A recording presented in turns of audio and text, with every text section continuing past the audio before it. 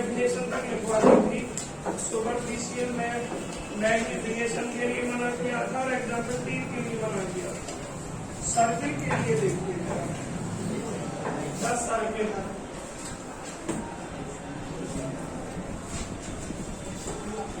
Proof करवा के समझा दूंगा इसको, लेकिन प्रूफ के पेपर में आएगा सर्किल। ठीक है, देखना पेज नंबर क्या है।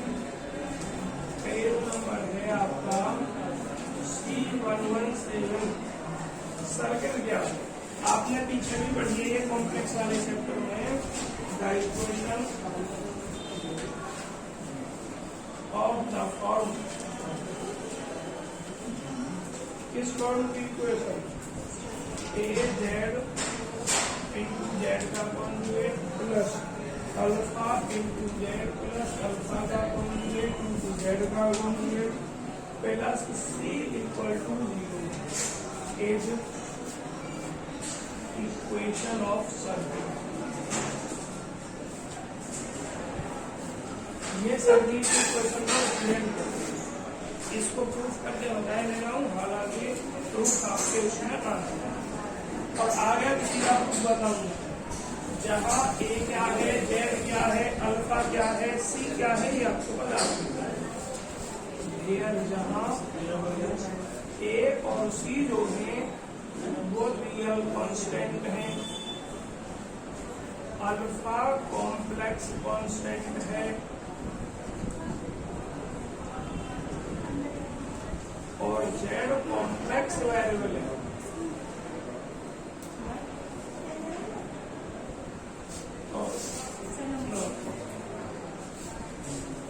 इसकी कुछ कंडीशन प्रूफ करके बता दे रहा हूँ। ये सर्किल को रिप्रेजेंट करता है या नहीं ये बता दे रहा हूँ। ये रियल सर्किल को रिप्रेजेंट करता है, इस सर्किल का सेंटर क्या है, इस सर्किल का रेडियस क्या है, ये सब चीजें आपको समझना है। ए और सी रियल कांस्टेंट है, जैसे 2 4 6 8 10। अल्फा कॉम्प्लेक्स कांस्टेंट है, जैसे 2 + 3 i 3 + 4 i, इस तरीके से। यस अभी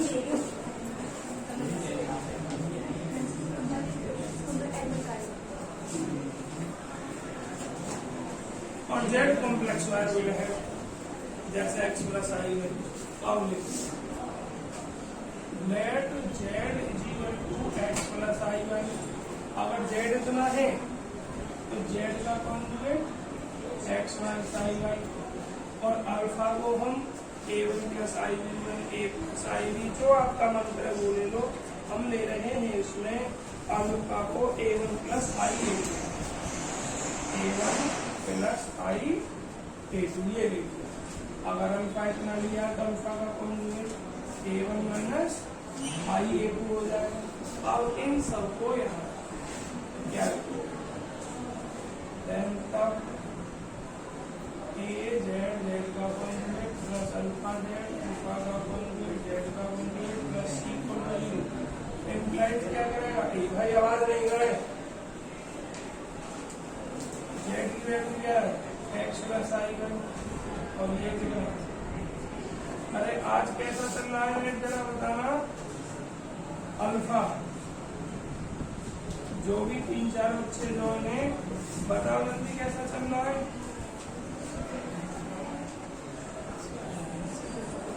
क्लियर है? चलो। और अल्फा हमारे फोन में ही आग लग गई थी है a1 + i a2 ये लिख दिया। अब कॉन्जुगेट है इसका और जेड का कॉन्जुगेट कितना हो जाएगा आपका? x - i plus c। भाई फोन पे ध्यान रखो, इधर पढ़ लो। ये x² + y² हो जाएगा।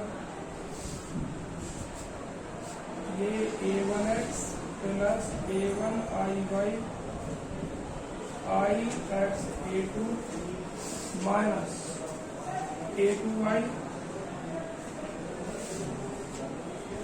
a1x और minus i a1y minus i a2x minus plus और आई स्क्वायर माइनस माइनस a2 जरा देखो इतना सही लिखा -1 प्लस आई स्क्वायर प्लस 1 प्लस c बराबर ax square plus ay square x के गुणा इसमें x है इसमें x है और इसमें x, लेकिन i a2x और i a2x ये कट गया है, क्या बचा ये केवल a1x बचा। अब y वाले देखो a1 i y कट गया, a2y बचा और क्या बचा सिर्फ कांस्टेंट बचा होगा। दो टर्म में a2y के a1x के भी दो जगह होनी चाहिए या गलत लिख दिया कुछ उससे, जरा चेक करना। a1x और एक a1x दो ही जगह a1 के भी, खाली a1 लिखा रह गया उससे। a1x i a1y था, a1x है a1x और a1x 2a1x, अब a2y और a2y माइनस का 2a2y और कांस्टेंट देखना जिसमें ना x हो ना y हो प्लस c, और भी क्या कांस्टेंट नहीं। अब जरा एक बार बताओ सर्किल की इक्वेशन रिप्रेजेंट करने के लिए क्या क्या कंडीशन है। एक्स स्क्वायर और वाई स्क्वायर के कोएफिशिएंट सेम होने चाहिए और एक्स वाई का कोएफिशिएंट 0 होना चाहिए। तो एक्स और वाई के कोएफिशिएंट सेम है और एक्स वाई का कोएफिशिएंट 0 है ही ना, एक्स इंटू वाई का कोएफिशिएंट। तो हम ए से डिवाइड कर रहे हैं X square plus Y square, A से डिवाइड करके 2a1 बटे a एक्स माइनस 2a2 बटे a वाई और प्लस कितना c बटे a बराबर 2। इसको इक्वेशन नंबर 1 मान लो। इक्वेशन नंबर 1 रिप्रेजेंट करेगा किसको, equation number 1 represent, equation 1 represent करता है इक्वेशन ऑफ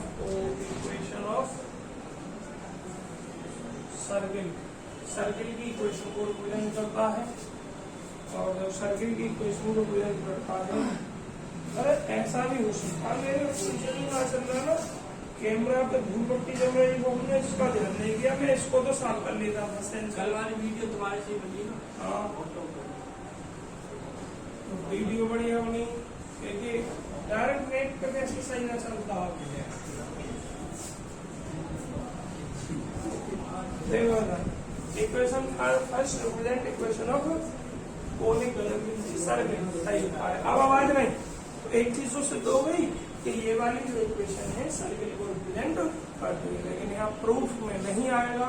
आपको डायरेक्ट याद रखना है सर्किल की इक्वेशन क्या होती है, ये वाली इक्वेशन होती है सर्किल की एक, और दो इक्वेशन पीछे लिखवाई थी कॉम्प्लेक्स उस चैप्टर में, कॉम्प्लेक्स एनालिसिस वाले में। अब अगर ये सर्किल की इक्वेशन है तो इसकी रेडियस क्या है और इसका सेंटर क्या है, उसके लिए आप इस इक्वेशन की कंपेयर करते हैं। Comparing equation 1 with the general equation of circle, और सर्किल की general equation x square plus Y square plus 3x plus 2y plus c बराबर 0, ये जनरल इक्वेशन होती है सर्किल की। तो सेंटर इसका क्या होता है, अब लिखेंगे बिल्कुल ना करो, x का कोएफिशिएंट 2g और इधर x का कोएफिशिएंट 2a1 बटे a, 2a1 बटे a। तो g की वैल्यू जो हो गई a1 बटे a हो गई, और 2f y का कोएफिशिएंट क्या है, y कोएफिशिएंट माइनस 2a2 बटे a, 2 से 2 कैंसिल, एक का चिन्ह माइनस और एक का चिन्ह प्लस अलग अलग आ रहे हैं, माइनस a2 बटे कितना a। तो बच्चों इस जो सर्किल का सेंटर होता है, सेंटर ऑफ सर्किल जो वास्तव में होता है वो माइनस जी कॉमन माइनस एफ होता है, और आपका जी का मान इतना माइनस लगा दो A1 बटे एफ का मान माइनस में माइनस फॉर्मूला लगा माइनस प्लस A2 बटे, तो जो आपका ये सर्किल का इक्वेशन है इसका सेंटर इतना है। अब रेडियस देखो क्या है, रेडियस होता है G square plus H square minus C constant. तो देखो सी का मान क्या है कॉन्स्टेंट, सी बच्चों सी ही है, आप नहीं सी बटे ए है, इसको कैपिटल से या कैसे कर दो सी बटे ए है। तो रखो जी स्क्वायर, जी का मान कहाँ है, ये इसका स्क्वायर करो A1 स्क्वायर बटे ए स्क्वायर नमस्ते, और एफ का मान इसका स्क्वायर करो शिवानी दी है A2 स्क्वायर बटे उमा A2 स्क्वायर बटे ए स्क्वायर, और सी का मान ये माइनस कितना सी बटे ए। ये आपका क्या हो गया, अब इसको सरल करो जरा, एलसीएम ए स्क्वायर हो गया, ये A1 स्क्वायर और ये A2 स्क्वायर और ये कितना माइनस सी है, हाँ सी है, ये रेडियस हुई। पेपर में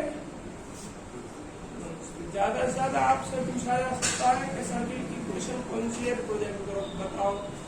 ये अगर ये सर्किल की इक्वेशन है तो इसका सेंटर क्या है, इसका रेडियस क्या है, तो ये इक्वेशन जनरल सर्किल को कब रिप्रेजेंट करेगी भैया, जनरल सर्किल को इक्वेशन ये रियल सर्किल को जब रिप्रेजेंट करेगी जब रेडियस कैसी हो जाए, जीरो या जीरो से बड़ी हो, क्योंकि अगर रेडियस जीरो हो गई तो वो सर्किल है ही क्या है, वो केवल बिंदु है। अगर वो सर्किल है तो रेडियस जीरो से बड़ी होनी चाहिए। तो यहाँ शर्त कर रहे हैं हम कि ये इक्वेशन रियल सर्किल को कब रिप्रेजेंट करेगी, तो रेडियस जीरो से बड़ी हो। तो ये मान जीरो से जब ही बड़ा होगा जब ऊपर वाला पार्ट जीरो से बड़ा हो। और अभी एक बात और देखो, A1 square plus A2 square को कुछ लिख सकते हैं, क्या लिख सकते हो, आपने अल्फा को इतना माना है, अल्फा इंटू अल्फा का कॉन्जुगेट होता है A1 square plus A2 square. अगर अल्फा को इतना माना है, अगर अल्फा को इतना माना है तो A1 square plus A2 square होगा अल्फा इंटू अल्फा का कॉन्जुगेट। तो इसको आप लिख सकते हो अल्फा इंटू अल्फा का कॉन्जुगेट और माइनस कितना सी बटे ए स्क्वायर। अब ये जीरो से बड़ा कब होगा, ये जीरो से बड़ा केवल उस समय होगा जब अल्फा अल्फा का conjugate minus c is greater than zero, या अल्फा अल्फा का कॉन्जुगेट इज ग्रेटर देन, जब अल्फा अल्फा का कॉन्जुगेट सी से बड़ा होगा तभी रियल सर्किल को रिप्रेजेंट करेगा। अब इस डेरिवेशन के सभी पार्ट आपके हो चुके हैं। तो देखो आपको ऑब्जेक्टिव पूछा जा सकता है सर्किल की इक्वेशन ये याद रखनी है, पूछा जा सकता है AC क्या है, रियल कांस्टेंट है, रियल कांस्टेंट है तो क्या इमेजिनरी पार्ट बीच में नॉन जीरो हो सकता है, नहीं इमेजिनरी पार्ट सिर्फ जीरो ही होगा। अल्फा कॉम्प्लेक्स कांस्टेंट है, इसका मतलब इसमें इमेजिनरी पार्ट नॉन जीरो होना अनिवार्य है, इमेजिनरी पार्ट क्या होना अनिवार्य है नॉन जीरो, और Z कॉम्प्लेक्स वेरिएबल होगा आपका। तो ये फिर इसमें रख के हमने प्रूफ कराया। इसमें अगला जो ऑब्जेक्टिव प्रश्न इससे पूछा जा सकता है इसका रेडियस क्या है, इसकी रेडियस या तो इस फॉर्म में ऑब्जेक्टिव में हो सकता है या इस फॉर्म में हो सकता है। इसका सेंटर क्या है, ये है इसका सेंटर। अगर इस सेंटर को कॉम्प्लेक्स फॉर्म में लिखे तो कॉम्प्लेक्स फॉर्म में क्या लिख सकते हैं, माइनस A1 प्लस IA2 बटे कितना ए, लिख सकते हैं। अरे भूल गए क्या, A को और B को मैंने कॉम्प्लेक्स फॉर्म में A प्लस I भी लिखना बताया था, वो इतना लिख सकते हैं। और माइनस A1 प्लस IA2 क्या है, माइनस A1 माइनस IA2 बटे, ऐसा भी लिख सकते हैं, माइनस कॉमन लेकर ऊपर वाले लिखे, और A1 माइनस IA2 क्या है, अल्फा का कॉन्जुगेट ना है, अल्फा इतना है, तो A1 माइनस IA2 अल्फा का कॉन्जुगेट ही तो है, तो इसको हम ऐसा भी लिख सकते हैं माइनस अल्फा का कॉन्जुगेट बटे E। तो इसके सेंटर को कितने रूपों में लिख सकता है? इस रूप में लिख सकता है, इस रूप में लिख सकता है, इस रूप में लिख सकता है, या इस रूप में लिख सकता है। तो सेंटर से पूछा जा सकता है ऑब्जेक्टिव प्रश्न, या फिर रेडियस से पूछा जा सकता है, रेडियस इस रूप में लिखे या इस रूप में, और या फिर फाइनल ये पूछ सकता है कि ये रियल सर्किल को कब रिप्रेजेंट करेगा? रियल सर्किल को जब रिप्रेजेंट करेगा जब अल्फा इंटू अल्फा का कॉन्जुगेट सीए से बड़ा हो। समझ में आ गया? आप फोटो खींच सकते हैं बहुत जल्दी इसका।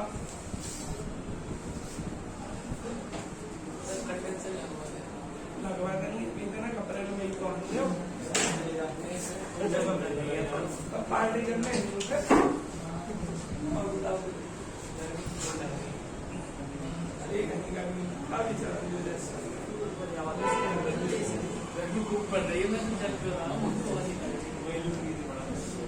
मथुरा का टेम्परेचर, मथुरा का ना बिहार में 40 का टेम्परेचर हमारे छोटे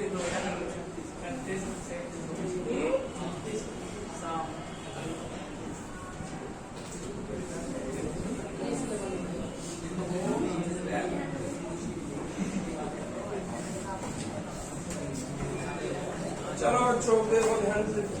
अरे अब सही चल रही क्लास, खराब तो ना हुई अभी? बताना बच्चों जो ऑनलाइन में है, खराब तो ना हुई क्लास? क्लियर है? ये हमारे फोन में कुछ प्रॉब्लम है, यही चेक करेंगे। अरे तुम्हारा नेटवर्क किसका है? जियो। जियो, हम भी जियो से चला रहे रोज, जियो और एयरटेल दोनों से चलाने की कोशिश कर रहे हैं। फोन चेंज कर ले तो हाँ बाल के सबके फोन देखते हो यार। चलो इनवर्स पॉइंट बच्चों देखो, डेरिवेशन में किसी का नहीं कराऊंगा, मैं चीजें ही बताऊंगा। Inverse points with respect to a circle, circle के रेस्पेक्ट में इनवर्स पॉइंट क्या है बच्चों?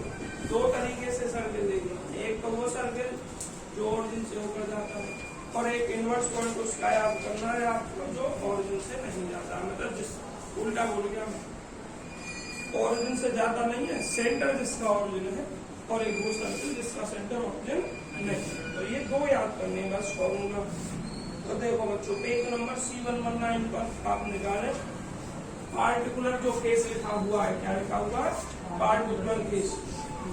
जब इक्वेशन ऑफ सर्किल, सर्किल का इक्वेशन जब उसका सेंटर ओरिजिन है, तो आपको ध्यान होगा आपने इतना लिखा था इक्वेशन मॉड कब?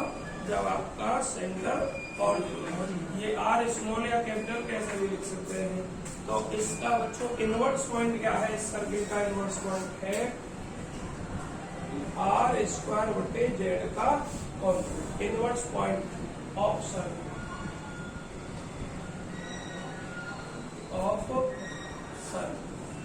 मतलब सर्किल पर स्थित कोई बिंदु है, सर्किल की सरगम घेरेंज पर, उस बिंदु का इनवर्स पॉइंट क्या है? ये है।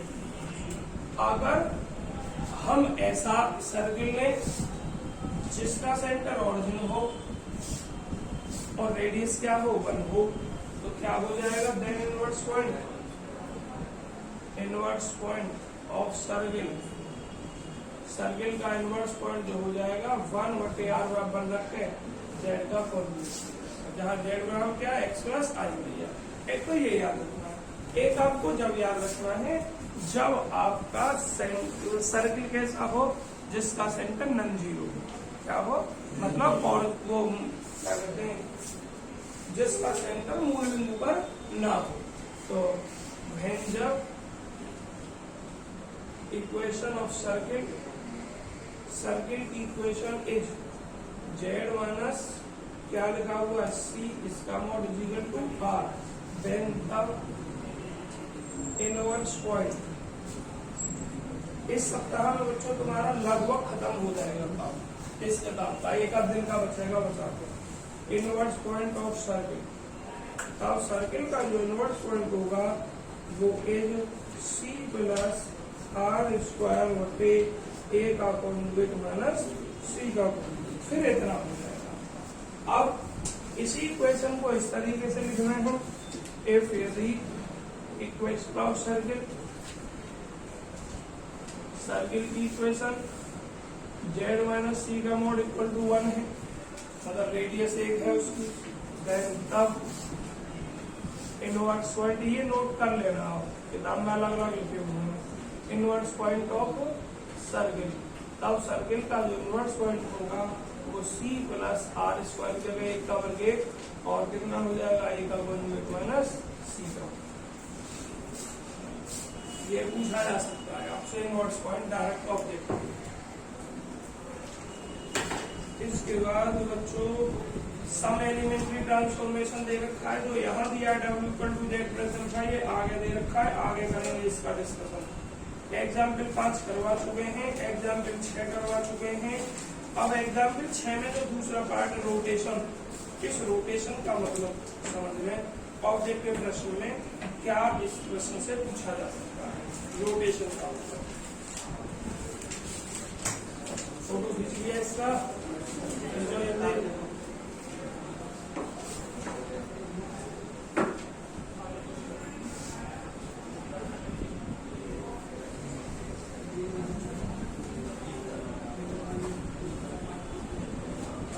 पेपर होगा 3 घंटा का होगा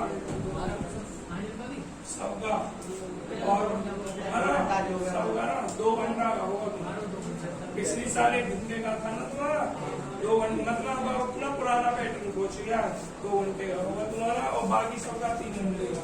बैक का पेपर है, बैक के पेपर की ना बताइए, अभी आज पढ़ा था मैं नोटिस, उसमें बैक का नोटिफिकेशन नहीं दे रखा था। संभावना एक की है, जो तुम्हारा पिछला पैटर्न था उसी का हो तुम्हारा पैटर्न, क्योंकि जो बैक परीक्षा होती है वो मुख्य परीक्षा के पैटर्न पर ही होती है, जैसा पैटर्न तुम्हारी मुख्य परीक्षा का था उसी का होना चाहिए।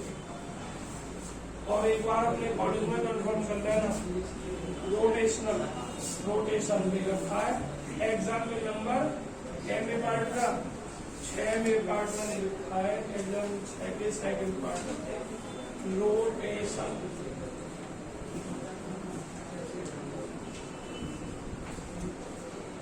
जरा देखना, W इज इक्वल टू क्या दिया है, ई की पावर आई गामा इंटू जेड, ये ट्रांसफॉर्मेशन आपको ये बताना है कि इसका जो रोटेशन होगा उस रोटेशन की प्रॉपर्टी क्या होगी। गामा पर वो रोटेशन, गामा तो लिखा ही ना, ई की घात आई गामा है, ये रोटेशन गामा पर किस प्रकार से डिपेंड होगा, 2 तरीके से डिपेंड होगा। ये जो गामा है आप जान रहे थीटा के स्थान पर है, क्योंकि किसी भी कॉम्प्लेक्स नंबर को आप ई की घात आई थीटा लिखते हो, विशेष ई घात आई थीटा लिखते हो, cos थीटा प्लस आई साइन थीटा, अब यह थीटा गामा लिखा हुआ, तो इसको कैसे लिखा जाएगा, जेड अपना वही है एक्स प्लस आई वाई के रूप में। तो बच्चों एक तो कॉम्प्लेक्स नंबर ये होगा और एक कॉम्प्लेक्स नंबर ये, आपको पढ़ाया गया था, क्या पढ़ाया गया था, 2 कॉम्प्लेक्स नंबर हैं x प्लस आई वाई और x2 प्लस आई वाई 2। अगर पोलर फॉर्म में लिखूं मैं, इसको लिख रहा हूं r cos थीटा प्लस आई साइन थीटा, और इसको कुछ लिख रहा हूं मैं, क्या लिख दूं, cos थीटा 1 प्लस आई साइन थीटा 1। तो जो मल्टीप्लाई करते हैं तो ये एंगल ऐड हो जाते हैं, थीटा प्लस थीटा 1 और थीटा प्लस यहाँ पे चेंज हो जाएगा। अब इसको हम कुछ मान, इसको क्या मान ले रहा हूँ, इसको x प्लस आई वाई मान ले रहा हूँ, जेड को कुछ ना कुछ एंगल तो इसका भी होगा, कुछ ना कुछ एंगल इसका भी होगा, इसका एंगल गामा, क्या इसका एंगल गामा, रोटेशन की बात चल रही है।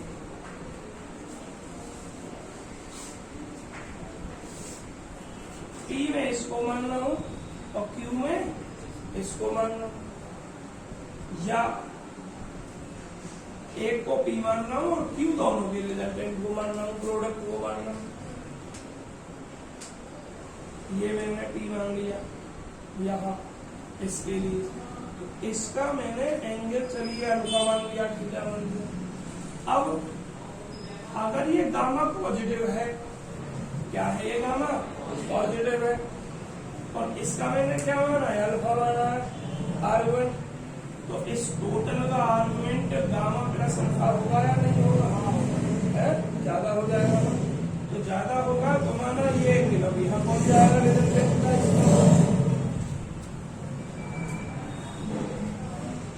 समझ क्या हुआ, अगर गामा प्लस में हुआ मतलब इसमें गामा 0 से बड़ा हुआ,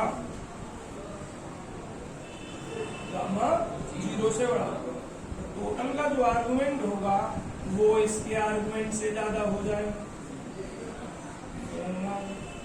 और अगर ये गामा नेगेटिव हुआ, ये गामा क्या हुआ, नेगेटिव हुआ, कम हुआ, तो अगर टोटल ये P पर अल्फा इतना है और इसका हो गया 0 से कम आर्गुमेंट इस गामा का, तो फिर बच्चों सीधी सी बात है, फिर ये प्लस में वो माइनस में, तो अब ये आर्गुमेंट कम हो जाएगा अल्फा माइनस गामा, तो ये इधर आ जाएगा आपका चित्र। तो रिजल्ट क्या बना, यहाँ Q डैश लिख दो, अगर माइनस में ये गामा, तो रिजल्ट क्या बना, अगर ये गामा प्लस में है तो टोटल का आर्गुमेंट इस Z के आर्गुमेंट से हो जाएगा, और अगर ये माइनस में तो इस Z के आर्गुमेंट से कम हो जाएगा रिजल्टेंट, और उसका जो मॉडुलस है मॉडुलस को नहीं। यही चीज का इसमें डिस्कशन कर रखा है, जरा देख लो, अपने बुक में पढ़ लो, समझा चुका हूँ मैं, अब आपकी बुक में बता रहा हूँ, बुक को ध्यान से देखना। बाय दिस ट्रांसफॉर्मेशन इस ट्रांसफॉर्मेशन द्वारा द इमेज Q इमेज जो है ऑफ एनी पॉइंट किसी बिंदु P की, मतलब ये जनरल पॉइंट P है, P Z के लिए है, तो इस P की इमेज क्या है, Q है। अब देखो ध्यान से, इन द Z इमेज में is obtained by rotating the line OP through an angle gamma. If यदि गामा 0 से बड़ा है तो this rotation is anti clockwise direction, anti clockwise मतलब घड़ी की विपरीत दिशा में, घड़ी चलती है ऐसे, और ये रोटेट कैसे हो रहा है, यहाँ से इधर पहुंच गया, और ऐसे क्या एंटी क्लॉकवाइज डायरेक्शन होता है। तो अगर गामा 0 से बड़ा है तो rotation anti clockwise direction. Object वैसे भी पूछ सकता है कि अगर गामा 0 से बड़ा है तो रोटेशन क्या हो रहा है, एंटी क्लॉकवाइज डायरेक्शन, और गामा 0 से छोटा है तो रोटेशन क्लॉकवाइज डायरेक्शन हो रहा है। आगे लाइन पढ़ो, इफ गामा 0 से छोटा है तो इट इज क्लॉकवाइज डायरेक्शन। अब ये कह रहा है इफ यदि बी राइट हम लेते हैं Z को R इंटू ई की घात आई एंड W को क्या ले रहे हैं, 2 इंटू ई की घात आई, देन तब अब इसको सरल करो, सरल करके 2 बराबर R प्राप्त हो रहा है, भाई बराबर थीटा प्लस गामा प्राप्त हो रहा है। अब नीचे दोनों के चित्र बने हुए भाई, पहला चित्र जब गामा 0 से बड़ा और दूसरा चित्र जब गामा 0 से छोटा।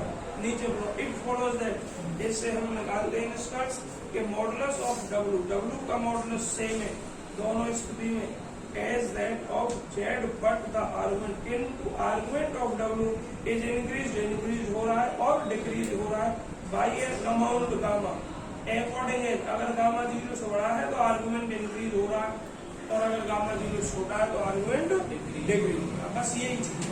क्या प्रश्न पूछे जा सकते हैं ऑब्जेक्टिव इस रोटेशन से, डायरेक्शन क्या है, क्लॉकवाइज या anti clockwise. Anti clockwise direction gamma पर कैसे डिपेंड कर रही है, जब गामा 0 से बड़ा तो एंटी क्लॉकवाइज, गामा 0 से छोटा है तो क्लॉकवाइज डायरेक्शन।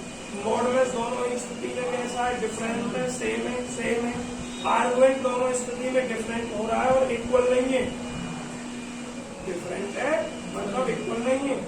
पहले केस में जब गामा 0 से बड़ा है तो आर्गुमेंट इंक्रीज हो रहा है, और जब गामा 0 से छोटा है तो आर्गुमेंट डिक्रीज हो रहा है। ये सभी प्रश्न ऑब्जेक्टिव में पूछे जा सकते हैं, इससे चित्र पूछा जा सकता है। एग्जाम्पल साथ देखिए छोड़ो आप,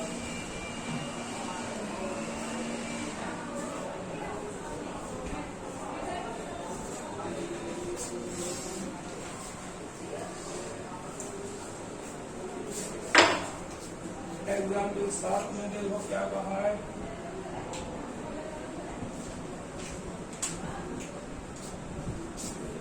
कंसीडर द ट्रांसफॉर्मेशन कंसीडर की गई है कितनी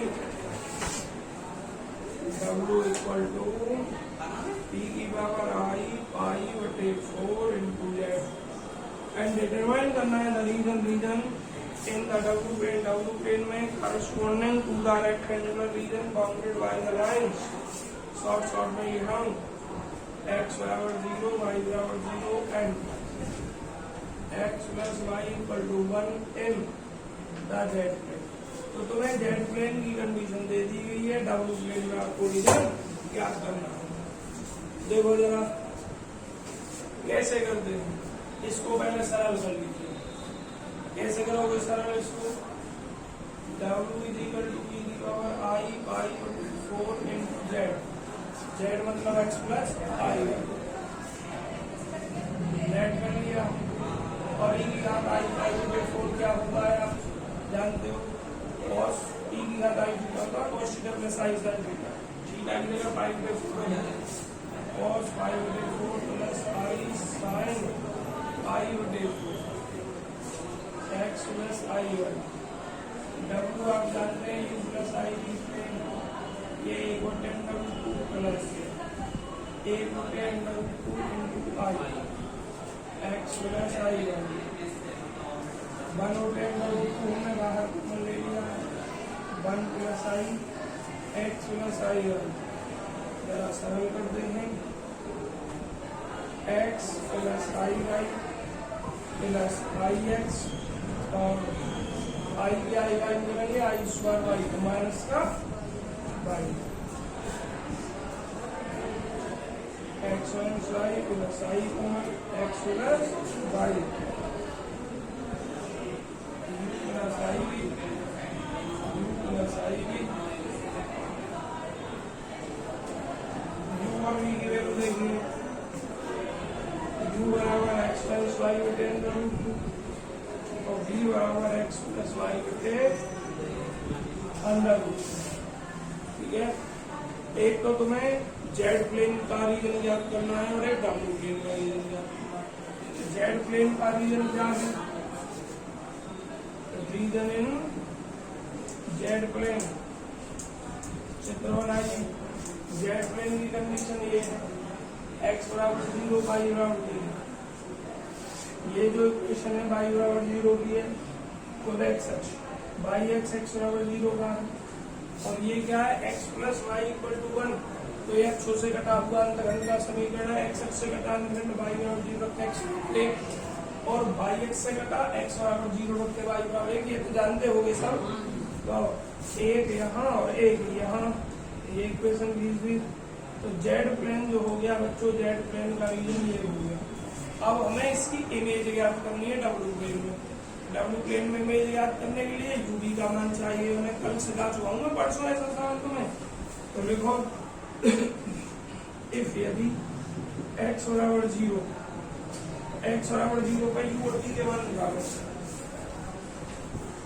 x बराबर 0 यहाँ रखो तो u बराबर माइनस y बटे √2 और v बराबर y बटे √2। आप यहाँ क्या देख पा रहे हैं, माइनस इधर भेज दो, ये क्या हो जाएगा minus u equal to y बटे √2 और ये तो है ही आपका RHS आपकी कैसी है सेम, RHS से में तो LHS बराबर ना होगी, क्या होगा v बराबर माइनस u या u बराबर माइनस का एक, तो यहाँ से निकलेगी हमारी इक्वेशन जो भी सूत्र बनाएंगे। अब लिखोगे आप y बराबर 0, आगे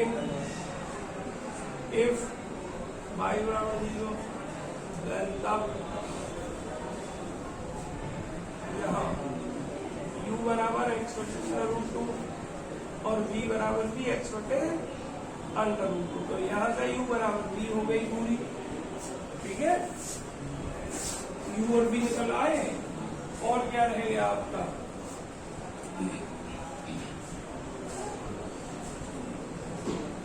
x प्लस y बराबर 1,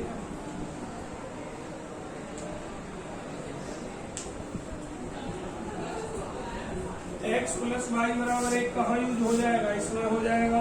तो v का मान कितना होगा, अंडर रूट 1/√2 हो जाएगा। एंड इफ अब डायरेक्ट हम x प्लस वाई यूज कर लें 1, देन अब v बराबर 1/√2। डब्ल्यू प्लेन u और v के लिए करेगा, क्या लिखोगे भाई, ये u पॉजिटिव, ये u नेगेटिव, v पॉजिटिव और ये v नेगेटिव। अब रखो, सबसे पहले क्या देखा आपने, u बराबर माइनस वी, u बराबर माइनस वी किसके तरीके से काम करेगी, y बराबर माइनस एक्स के तरीके से। अरे v बराबर माइनस वी लिख दो, या इमेज किसकी है, y बराबर माइनस एक्स की, तो वो किधर से होकर जाएगी, ऐसे होकर जाएगी। और एक u बराबर v है 45 अंश का एंगल बना, तो इसमें जाएगी। ये क्या है, u बराबर माइनस बी सी और इनको v बराबर माइनस यू, और इसको लिख दो u बराबर v या v बराबर u। और अभी एक और है, एक और √2 बराबर v क्या है, इस पर कहाँ u की एक ही जगह तो ये यहाँ x माइनस वाई है, कहाँ मिल रही है x माइनस वाई, इसी में तो मिल रही है, तो इसमें रख दी हमने बस। अब देखो यहाँ से v बराबर 1/√2, 1/√2 कहाँ जाएगा, पॉजिटिव पे जाए, अगर माइनस में होता तो नेगेटिव पे आते, तो माना 1/√2 यहाँ, इससे रेखा खींचे, ये रेखा कौन सी हो गई, v बराबर 1/√2, तो कौन सा एरिया हो गया, तो डब्ल्यू प्लेन में ये रीजन है। इमेज कह सकता है जेड प्लेन की, या कह सकता है डब्ल्यू प्लेन का रीजन क्या, आगे समझ में। अब जरूर पूरा करवाए, खाली यू का मान पूछ ले उसको डब्ल्यू प्लेन में, इस कंडीशन को देखे वी का पूछ ले या पूरा पूछ ले, आगे समझ में नहीं आया। परसों पढ़ा चुका था मैं इस चीज को आपको, सोमवार शनिवार को शुरू किया था ये चैप्टर, आगे समझ में।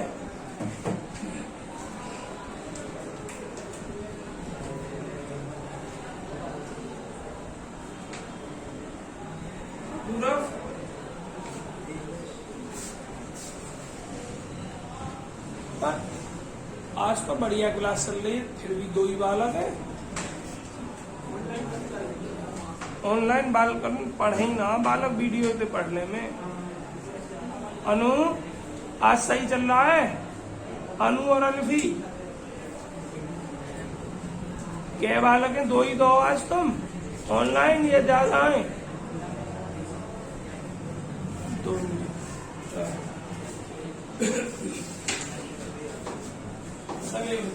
फोटो वगैरह खींच लिया,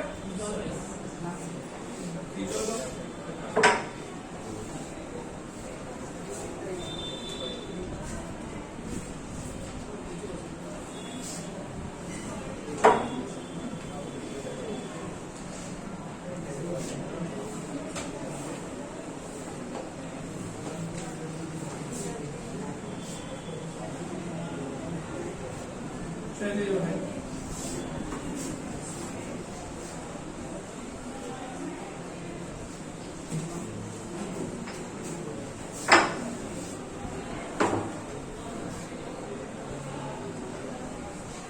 और इसका बैकिंग डिटेल्स वगैरह छोड़ दो, एग्जाम के बाद आप स्वयं कर लगाओगे, एग्जाम में जो आपको स्वयं करना है, और बस ये चित्र ही बनाने, बाकी और कुछ ना करना है इनका तुम्हें, एग्जाम में 10 नहीं करना तुम्हें। अब करना है लीनियर ट्रांसफॉर्मेशन, और लीनियर ट्रांसफॉर्मेशन के बाद का जो टॉपिक है वो पढ़ाएंगे।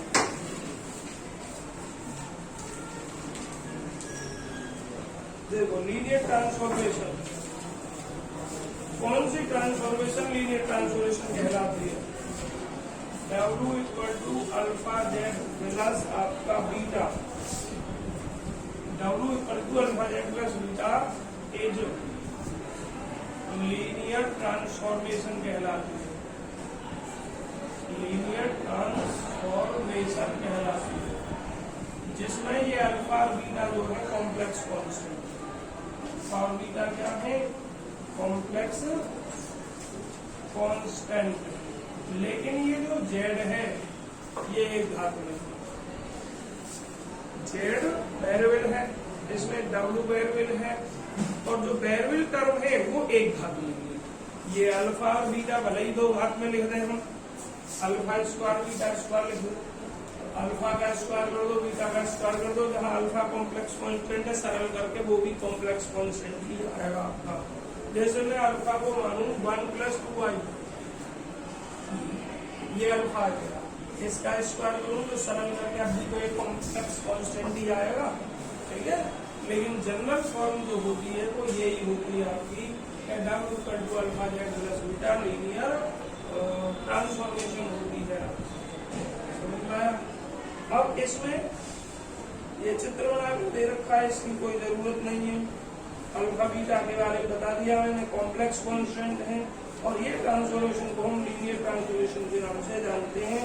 This transformation is the resultant of magnification, rotation and translation. मतलब इस ट्रांसफॉर्मेशन का हम कुछ भी याद कर सकते हैं, रिजल्टेंट भी याद कर सकते हैं, मैग्निफिकेंस भी याद कर सकते हैं, रोटेशन, ट्रांसलेशन सब कुछ याद कर सकते हैं।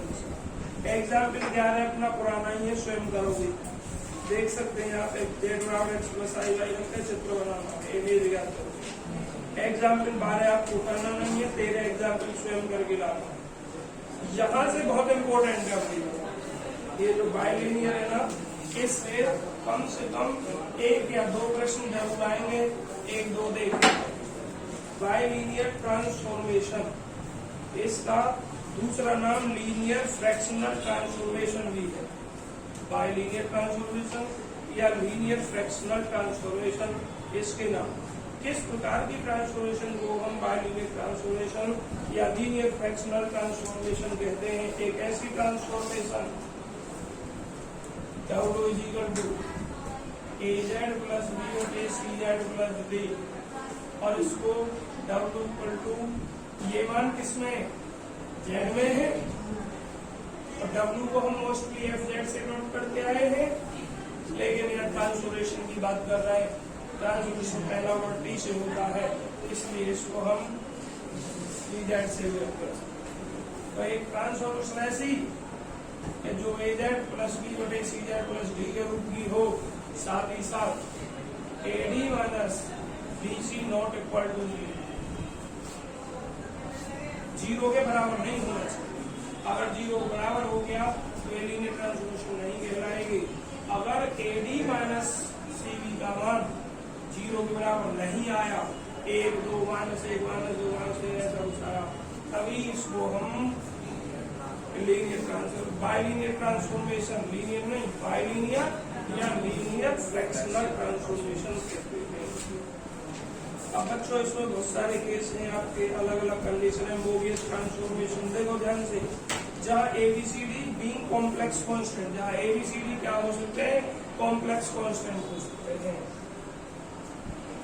And ad minus bc not equal to 0 is called a bilinear transformation or linear fractional transformation. The constant ad minus bc is called determinant.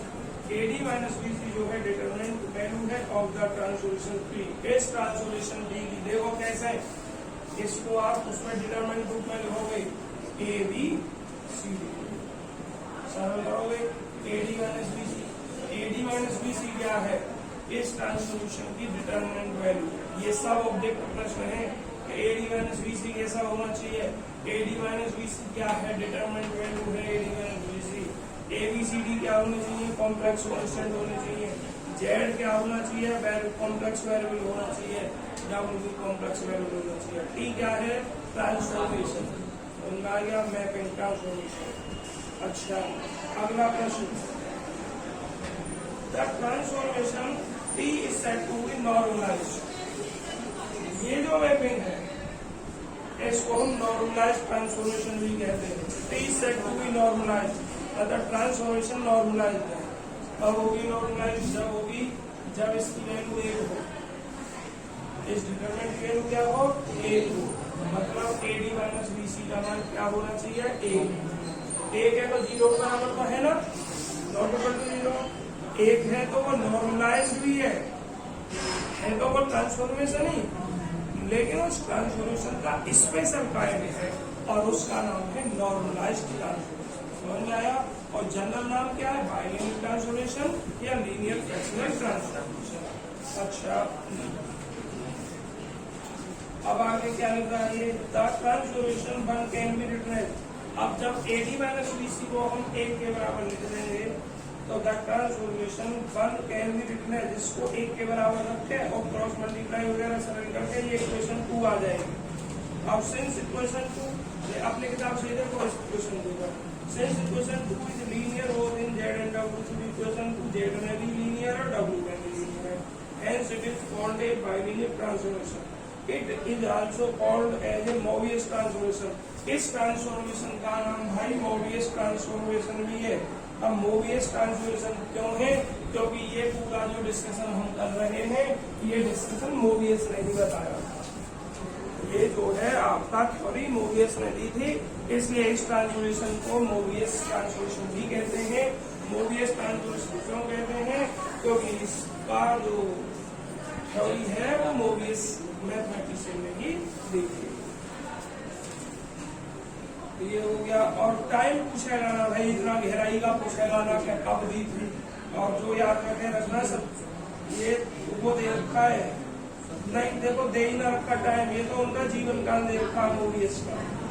Mobius जो 1770 से 18, अरे भैया बड़े साल जिए तो 98 साल जिए, फर्स्ट स्टडी 10 से जिन्होंने सबसे पहले इसका अध्ययन किया है ना सबसे।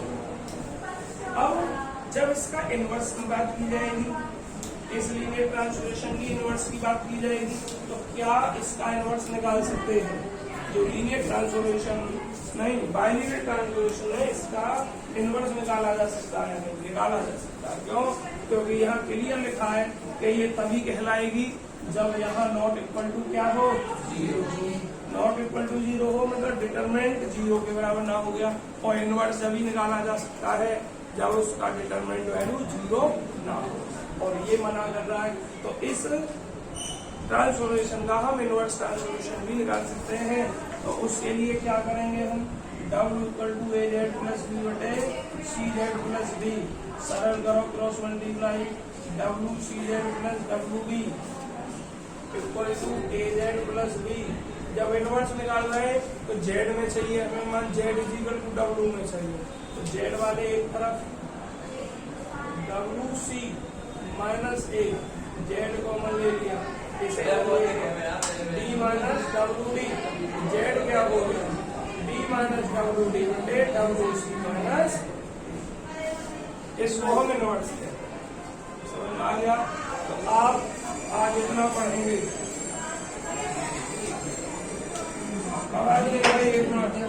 और इसको कैसे लिख सकते हो? इनवर्स के रूप में लिख सकते हैं। यहाँ के बाद का काम कल करेंगे, अब NN करेंगे आप। क्रिटिकल पॉइंट की परिभाषा